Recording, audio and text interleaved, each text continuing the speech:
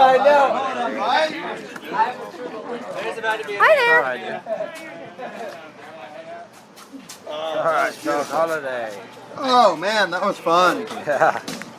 So we're here backstage live with Pineapple Tuesdays on a Friday the 13th of October. All right. And I'm here with Doc Holiday. You're documenting it all. The card player, the avant-garde vocalist and musician extraordinaire. Well, that's more than nice. More than kind. Thank you. Yes. And how would you describe yourself, Doc? If you could describe yourself in 15 words or less, how would you describe yourself? Oh, Jesus, I hate these fucking things. 15 words or less. Yeah. Christ. Yeah. Okay. That's not how I describe myself. Okay.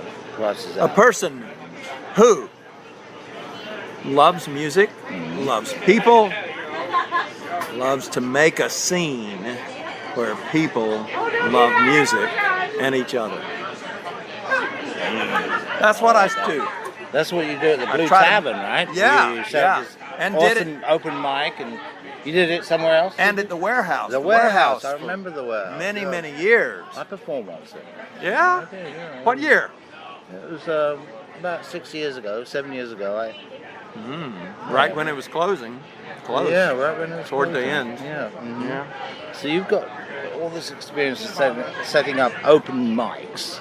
Yep. Now, what does it take to set up a really good open mic? Knowing how to run the simplest sound system possible, number one. And then just herding cats.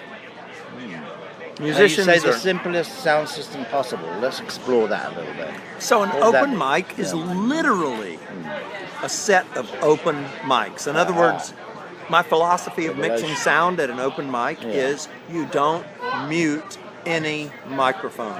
All mics are open at all times because someone could just jump up and join in.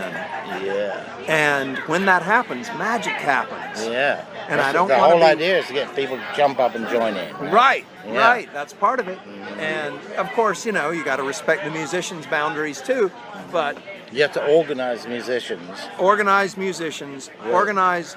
The beauty of the open mic at Blue Tavern, as it was at the warehouse, is that we have a wonderful mix of experienced musicians, even I'd say. professional musicians, with first-timers, new to the stage, people who are learning their chops, people who are figuring out how to perform, and playing with and in front and around people who have more experience makes everybody raise their game.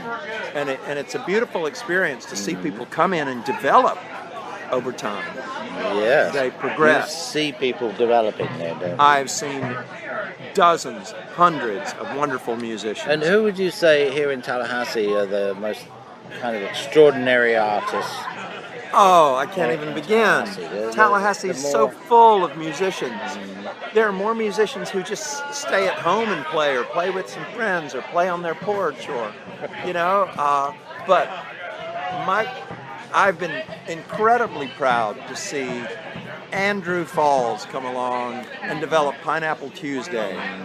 I have been incredibly privileged to see all kind of people like Danny Goddard, who met his wife, now divorced, but who met his wife at the warehouse at the open mic, and develop So into amazing you've helped musicians. marriages and Right. you brought people together. And I they're mean, I've been feeling doing it good for together. 19 years, 19, plus yeah. playing it longer than that. So yeah. And you're 6'3", right? How'd you know that? Good guess. Took a good guess. Yes, it's a good guess. And your roots, where do they originate? I grew up in Atlanta, Georgia, Okay. Stone Mountain, just within sight of the hideous carving of the Confederate generals. A huge city. A huge city. 6.2 million people there. Is there? Are there? There are. That's a lot. I looked that up today. Are is the right verb. Okay. for 6.2 million. That's a lot of people. Or two. in That's a one lot of space. people. Atlanta's grown a lot since you Yep. lived there. Yes, it has. And you lived Oh, there yeah. when? When did you live in? I lived there from 1964 to 1980. Wow. You went through all 81. the 60s 81. then. You went through the 60s. Well, yes, but I was a child. How old were you in the 60s? 63. 63. Yeah, I was born in 1960. Uh-huh. So yes, I was an impressionable child during the 60s. But you see, I did really you- grew up in a suburb of Atlanta, Stone Mountain in Tucker, Georgia. Yeah. And that was, of course, More out the in the country. 70s in many parts of the country, especially in the suburbs. The 70s were the faux 60s. So We you were. Did you go to discos? I did, but Yeah, wasn't by they the end of the great, 70s, I was Did you also meet any good DJs discoing? no, never a one.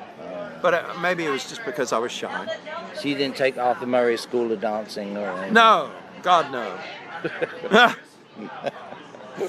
But I You went respect more with people a- who do. Blinded by the Light fame. I was blinded by the light. That's true. The lights in the disco were especially appealing, along with a certain amount of vodka. And during the 80s, cocaine a lot. You know. Oh, the 70s too. Yeah. Well, that was Not a so crazy. much the 70s. It was where I was. 70s was more pure than Late 70s. I mean, you went to the disco, you just had a good bit of drink. And Right. Well, I was always just there for the music and the dance. I love the 60s. Oh, I of mean, course. no, Who doesn't? I love the 70s. Who I doesn't? love the 70s because the disco really changed music, really, didn't it? But do you want to know the musical era that is underappreciated is the 90s. Okay. The 90s produced some of the finest rock and roll, some of the alternative country, all kinds of wonderful stuff. So the Music 90s diversified. Music exploded in the 90s. And Well- because it exploded in so many directions, people frequently don't appreciate that the 90s were a time of enormous creativity. And I think it was a time when a lot of people specialized in what they listened to. Well, certainly the psychedelic trance developed in the 90s. Yeah. You know, Okay. from Goa, India. Yes. Yeah. Ain't India. gonna go to Goa.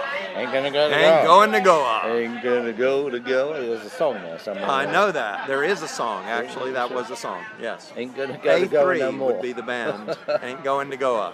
Yeah. But yeah, the psychedelics. Did you go to Goa? Psychedelics trance developed in the early 90s. Yeah, that's true. Along with a lot of other interesting things. I did a party in Zephyr Hills for the skydivers of Zephyr Hills in Yeah. the area. And they were mad. Those guys were mad. But they were great. They loved to party all night long. You know. So Mad in the psychedelic English trance. sense, I take it. Yeah. Yeah. Yeah. Right. The Yes. psychedelic trance all night long, you know. All right. Hearing some Goa Gill. And, Yeah. oh man, it was great. Fantastic. Are there any particular bands on the forefront of, like, that you are very impressed with, that can be called You know, some of we've, your favorites? we've reached a point at which everyone is listening to something that appeals to them, but very few are listening to things that everyone else is listening to. So, I mean, I run the range from early 20th century jazz and folk all the way to, you know, recent pop punk. Today I found myself loving Butthole Surfers all over again. Oh, I never heard of that. Butthole Surfers! I think I've heard Fantastic. of them. But, okay. Another 90s band, 96. The band, the record Like a Electric surfing band, Larry weren't Land. they? Surfing? No, not at all. No? No, they were punk inflected rock and roll with an incredibly smart edge.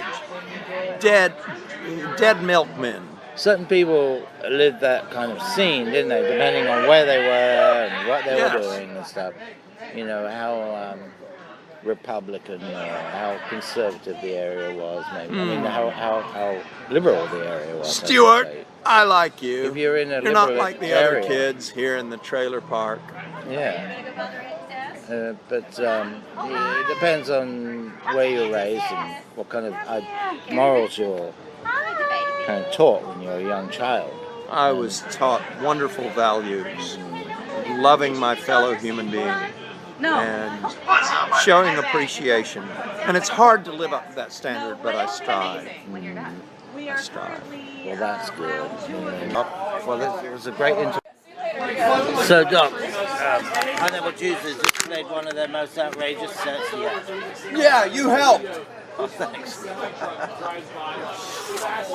So, what do you think of the show? I love the punky edge tonight. Punky edge. They took it right over the top. They did. Yes, they did.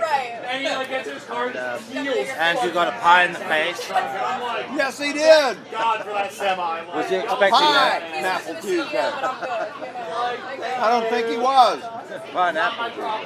I was Alan. That's great. So we'll catch you up at the Blue Tavern at the next open mic. Please do. Yeah, see you there again. You give a good interview. Thank you.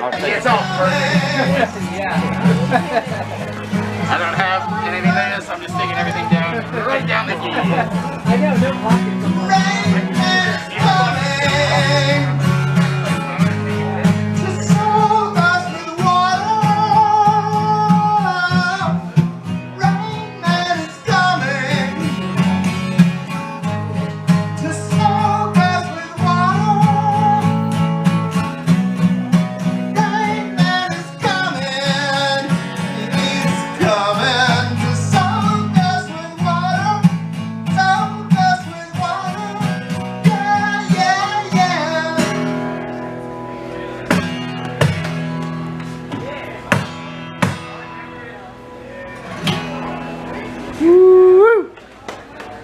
Yeah.